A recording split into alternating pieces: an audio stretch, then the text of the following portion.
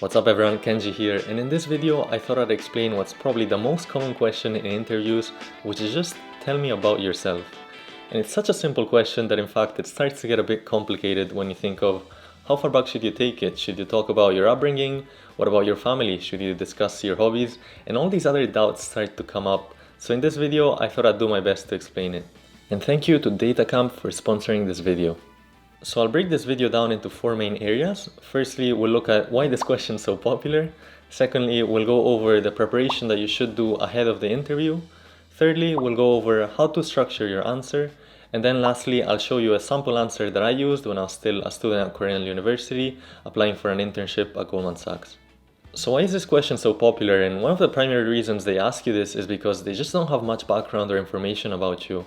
If a marketing manager is the one interviewing you, his job is actually to market, it's not to interview people. So that means that he's probably not looking at your resume and thinking of what questions he should ask you an hour in advance, right? Maybe at best he or she looks at it for a few seconds. Instead, they're hopping between meeting rooms doing their work as a marketer, right? So that's why they need to ask you this, tell me about yourself, so they get some context. And the cool thing about this interview question is that it's always at the beginning of the interview. So that means that if you cause a first good impression, it's often going to be lasting. But not only are they going to be impressed, but you're also going to be a lot more confident going forward with all the other questions too. And here's some quick do's and don'ts for the preparation stage. The first point is to be concise even though there's no official time limit. So you only want to say as much as you need to say to answer a question properly and go no further than that. For some people that might only be 30 seconds, while others with a lot of work experience say it might take 2 minutes. But overall, if you're going above the 3-minute mark, then it's probably just slightly too long. The second point is that you have full control of what you say in the answer, and what I mean by that is more on the negative side. You don't necessarily have to talk about a bad experience in university or in your previous role. You can just omit those. So for example, if you're a student, you don't have to say that you had all A's up until you got a C in a calculus class and you're really annoyed about it. Or if you're a working professional, you don't have to say that my boss just didn't think I was good enough and that's why I'm switching roles.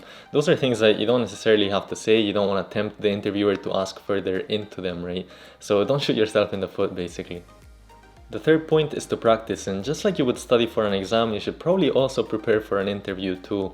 And because there's such a high chance of the tell me about yourself question coming up, it's definitely worth studying for that one.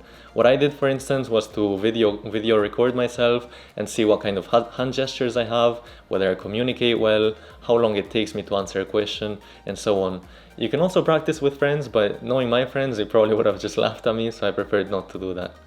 The next point is not to memorize, and that might be a bit contradictory to the previous point about practice, but overall I really don't think it's a good idea to memorize. At the end of the day, the interviewer is looking to get to know you, to get to know the real you, not somebody that's rehearsed a couple answers, right?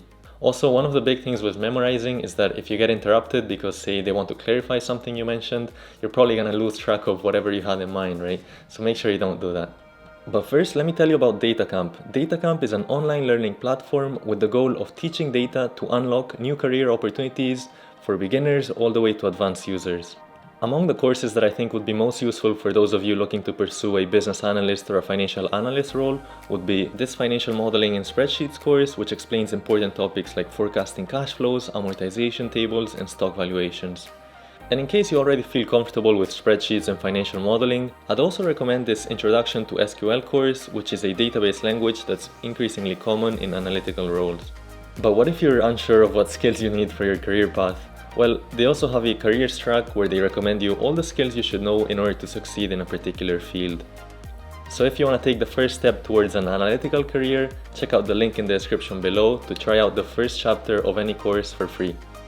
Alright, back to the video.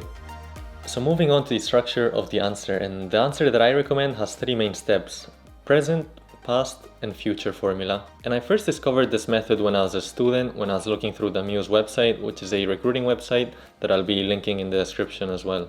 So this structure basically means that you should first talk about the present, and if you're a working professional, that would be your job title, a brief description, and maybe some of the key highlights, while if you're a student, that would be what year you're in, what you're currently studying, and maybe some of the projects that you've undertaken that you think are relevant.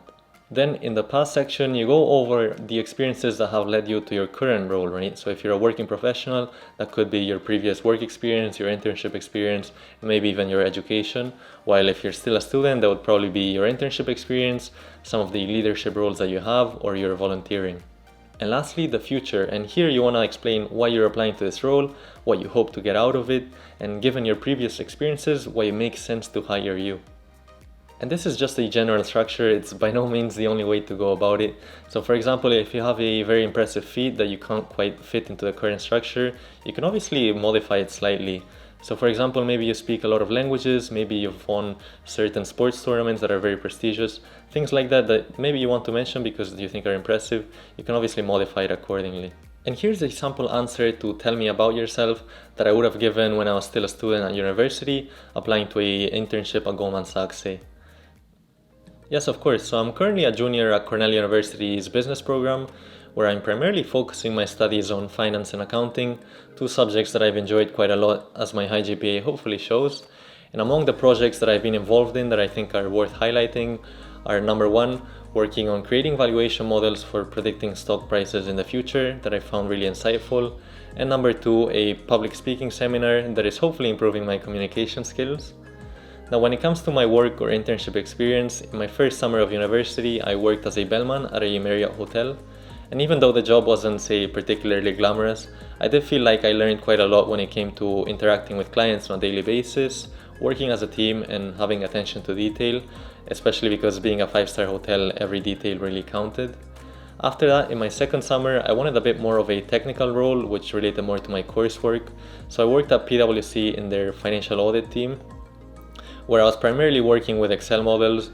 In the end, I created or updated in between 20 or so different models that had to do with checking if there were any misstatements in the client's financials. Looking forward to this summer, I want to combine a bit of the sales and the people-oriented role of hospitality with more of the technical role of finance and accounting. And I think that investment banking does that. So I'm very excited about this interview opportunity and looking forward to it. So something like that will be my answer, and by no means is the answer actually perfect, right? But among, I think the good things that I would highlight there are that number one, my coursework is related to the job, so I try to mention that wherever possible. When it comes to the internship or my work experience, it is somewhat related, especially PwC. Perhaps not so much the Marriott bellman role, but I try to link it. So I say that I also work as a team, I say that I have attention to detail, which are all things that bankers also look for, right? And then number three, I try to smile, I try to be excited about it wherever possible. At the end of the day, they are people too, so they want to see someone with some emotion, right? As for what I could have done better, I'd say that I would have liked to quantify things a bit more if I could. So for instance, I would like to say that, after working at the Marriott hotel, I was able to decrease, say, customer complaints by X%, or something like, hey, after working at PwC, we were able to increase, say, customer revenue by X amount. Obviously, I was just an intern, I was there for a short period, so I didn't really have that kind of a big impact. But if you have some numbers to show for it, definitely make sure to show off. So that's all for this video. I hope you found it useful. If you did, make sure to hit that like and that subscribe, really helps out, and I'll hopefully catch you in the next one.